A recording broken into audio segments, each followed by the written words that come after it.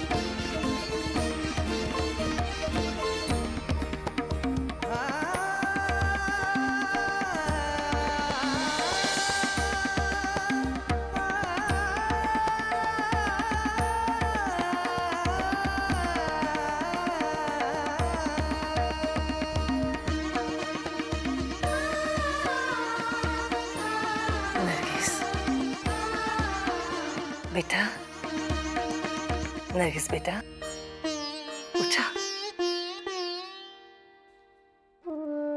जी अम्मी। फजर की नमाज के वक्त हो गई बा, तैयार हो जा। या खुदा, तोहर लाख लाख शुक्रिया। एन अजान के वक्त हमार आँख खुल गई।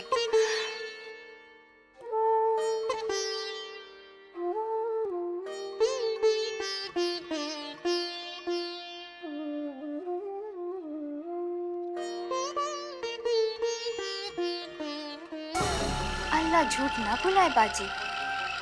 हम तक किस्से कहानी में सुन ले रही कि सौतेली माँ बदमाश हो खेली, मारेली, पीटेली, खाना ना देवेली। पर आज का? आज तो हम आँखिए से देखा थे बाजी।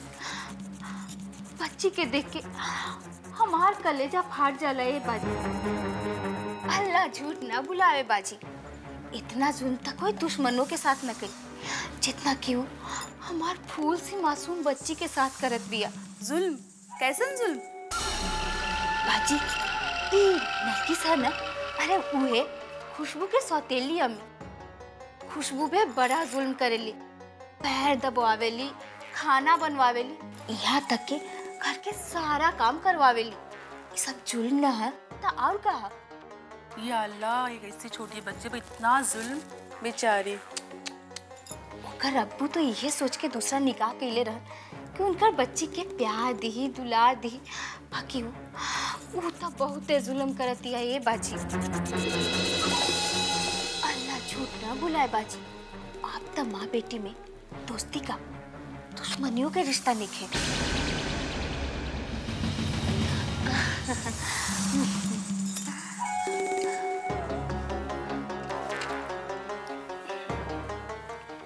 ऐसन बात नहीं खे बाजी। आज माई और बेटी दोनों जनी एक के साथ सुतल लगे।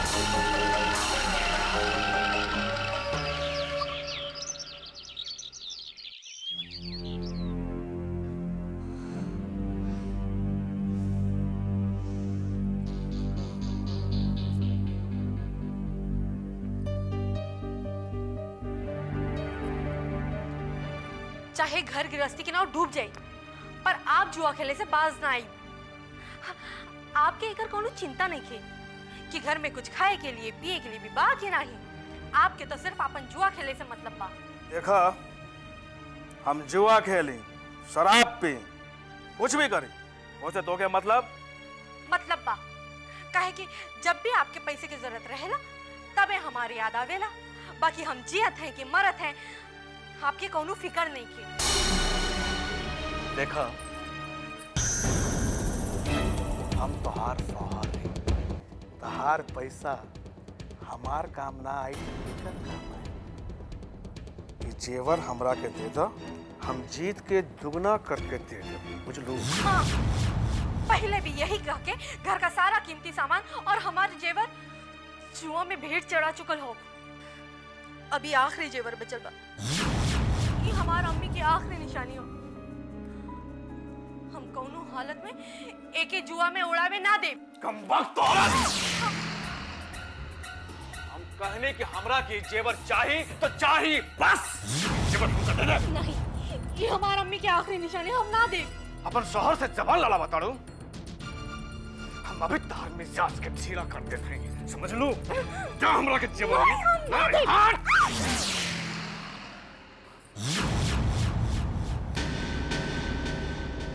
जेवर लाते हैं, जेवर।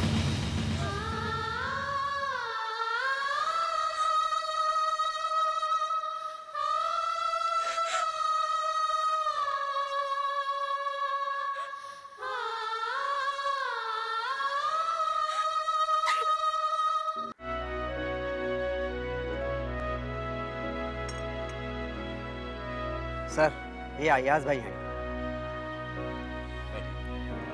इन्हीं की वजह से हमने टेंडर अरमान के हाथ से निकाले में कामयाब हो पाई है। इलियास भाई आपके बहुत तारीफ करत रहे। उदिन जी, जमाना बहुत बदल गई बा। बिना मतलब तो आज के समय में केहू दुआ सलाम भी ना करेला। पता बा। आप बिल्कुल फिक्र मत करी। आपने हमनी के पीठ खुजाई, अब हमनी आपके पीठ खुजाई, और वो भी सेंट वाला पाउडर छिड़क के। एयाज भाई, ये टेंडर के हासिल कईल हमार खातिर बहुत जरूरी बा। सर, केवल एक टेंडर के नुकसान से अरमान के ऊपर कोनो फर्क ना पड़ी। मतलब ये सर कि आगे से हर एक टेंडर पे आपके कंपनी की मुहर लागे के चाहिए। अरे वो तो लगबे करी। एयाज भाई के रहते कौन फिकर बा। काम कब से स्टार्ट करेगा बा? बस फाइनल बजट के इंतजार बा। जैसे वो आ जाए हम अपन प्रोजेक्ट फाइनल कर ले। एक बात के ख्याल रखिएगा, वो का प्रोजेक्ट में हमारा इतना हिस्सा होना चाहिए कि हम चाह के भी ये टेंडर तू लोगों के अलावा केहू और के नाम ना कर सके। वो कर फिक्र आप ना करें। अरे हम आपके मुंह में पान के इतना बीड़ा भर दे कि आपके मुंह में ना खुली। चाय ली।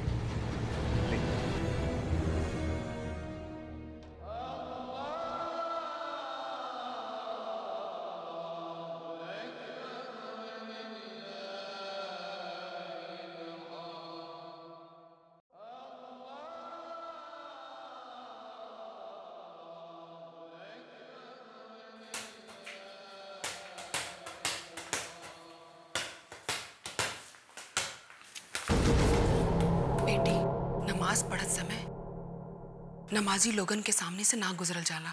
ऐसन कइले पे अल्लाह ताला नाराज हो जालन। यही से हमेशा ध्यान रखिया कि नमाज पढ़त लोगन के सामने से मत गुजरिया।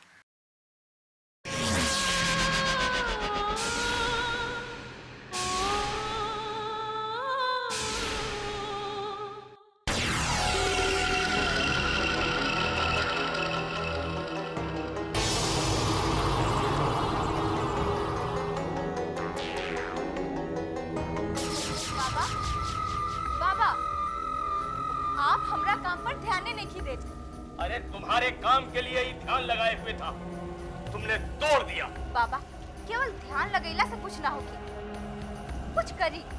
अल्लाह झूठ ना बुलाए। कमबख्त चुड़ैल नरगिस आपन मकसद में कामयाब होखत बिया। हमार सगरो मंसूबा के धाराशाही करके सबके दिल जीते में कामयाब हो गई। घबराओ नहीं औरत, हम जरूर कुछ करेंगे। तुम्हारे हर मंसूबे को हम पूरा करेंगे। तुम्हें अभी हमारी ताकत का अंदाजा नहीं है। हम अगर चाहें तो राई को पहाड़ कर दें और पहाड़ को राई कर दें, लोहे को राख कर दें, फिर तो तुम्हारी परेशानी बहुत छोटी सी है। बाबा, पहले छोटी रहे, अब मोटी हो गई। क्या परेशानी? तब ठीक है, आगे बोलो। अल्लाह झूठ ना बुलावे।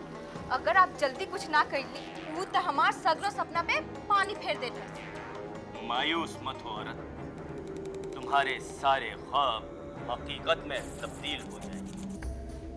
और वो चुड़ैल नरगिस की जिंदगी के उजाले अंधेरों में बदल जाएंगे। कर सुहो याली याली याली याली याली ले ये तावीज नहीं, फूक मार इसको, फूक जोर से फूक मार, जोर से मार। याली बस ले इस तावीज को ले ले।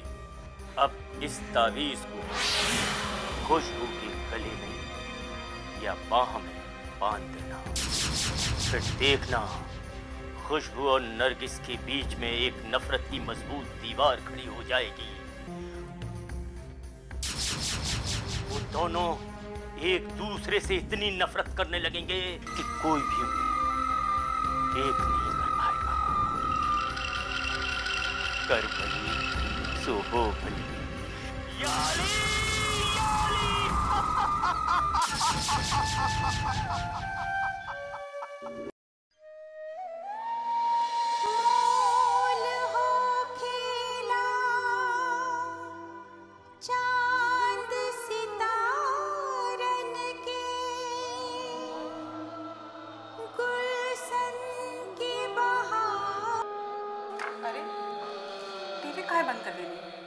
अजान का आवाज नहीं सुनाई दे।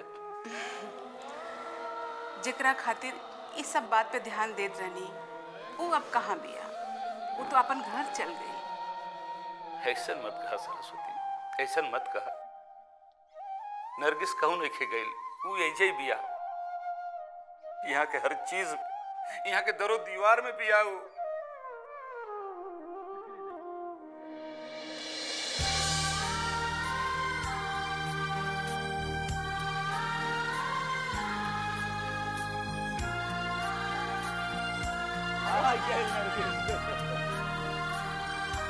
बिटिया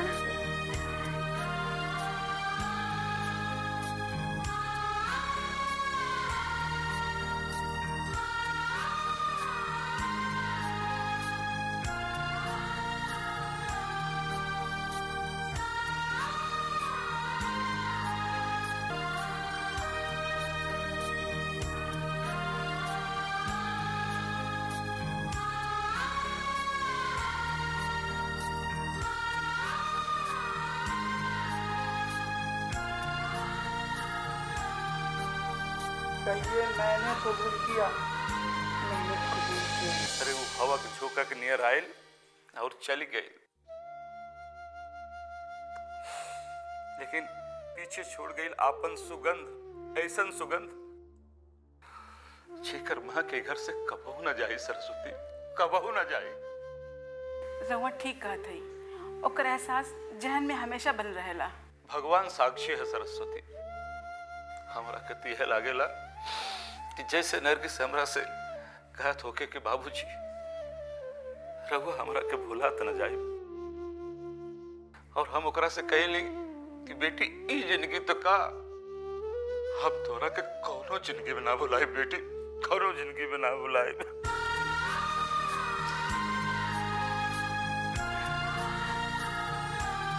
सुनी जी, रेखा कहत रानी कि नरगिस बहुत खुश बिया अपन घरे, ओकरा के कौनो दुख नहीं खे।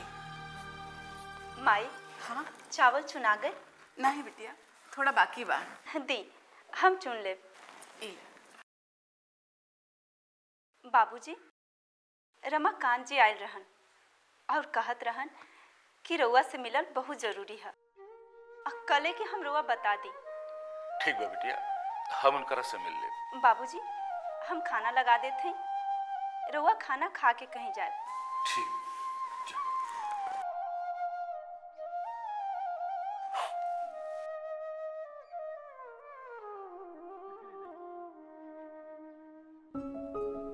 मैनेजर साहब। जी जनाब। ये मैं ना उन लोगों का पगार का 20% का इजाफा कर दी। जी अच्छा। और क्या बात हो, आपके पेशानी पर इतना टेंशन का है? कोनो प्रॉब्लम बा का? जी जनाब, हम क्या आपसे अपन नए टेंडर के बारे में बात करेंगे। हाँ हाँ, लेकिन हम तो सुनने रही कि जितना भी कोटेशन आयल रहा है, अपन कंपनी का कोटेशन सबसे जेन्युइन रहा। टेंशन छोड़ी, ये बार भी अपन कंपनी में बाजी मारी।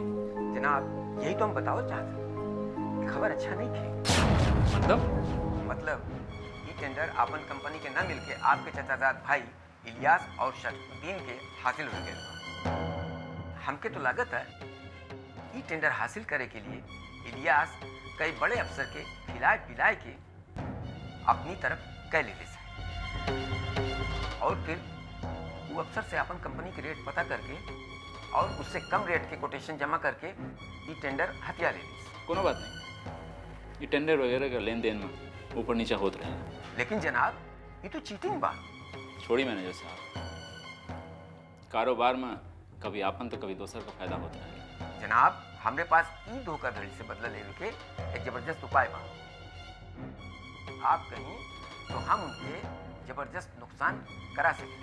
नहीं मैनेजर साहब, कारोबार की लड़ाई में हम केहू के चेहरा से मुस्कान नहीं के छीनल चाहत। आखिर वो लोग हमारे भाई हम। लेकिन छोड़ी मैनेजर साहब, दोसर का नुकसान करे से ज्यादा अपन फायदा कैसे होई, ए बारे में विचार कर तो ज्यादा अच्छा होई। आप जा सकें। ठीक है।